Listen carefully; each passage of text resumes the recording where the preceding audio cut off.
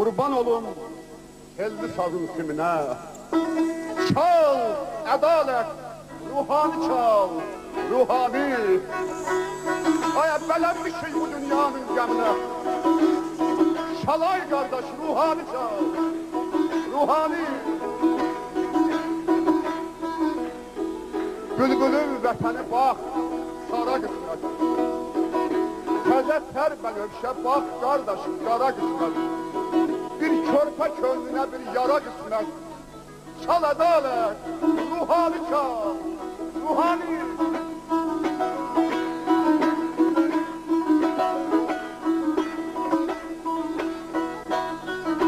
Nə var ki, fələyin zülmün saymağa. El elə həsrətli, oyma qoymağa. Ayaq bir məzar gəzirəm, dərdi qoymağa. Çalay qardaş, ruhani çal, ruhani. Bir anar yolda qalıbdı. Bir gəlin var, könlü tamam yanıbdı.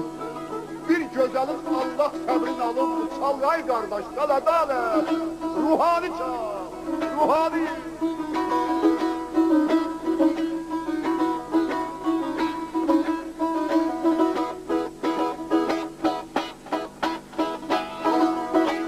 Aşıq deyər, bu nə möhnət, nə dərsdir.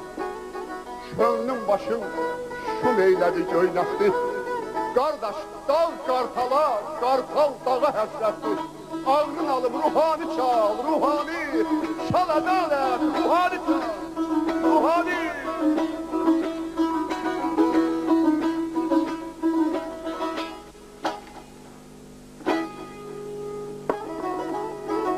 Bahar çalı, həzan vurmuş, gülə bax. Əsli sevdi, kərəm yandı, külə bax. O qızdakı tez ağaran telə bax. Sana ağrına, çal ədalət, ruhani çal, ruhani. Qardaş, nəyə lazım qonaqsız dünya? Gölləri sulasız, konasız dünya. Nəyimə lazım deyil, anasız dünya. Çalay ağrınalım, çalay qardaş, çal ədalət, ruhani çal.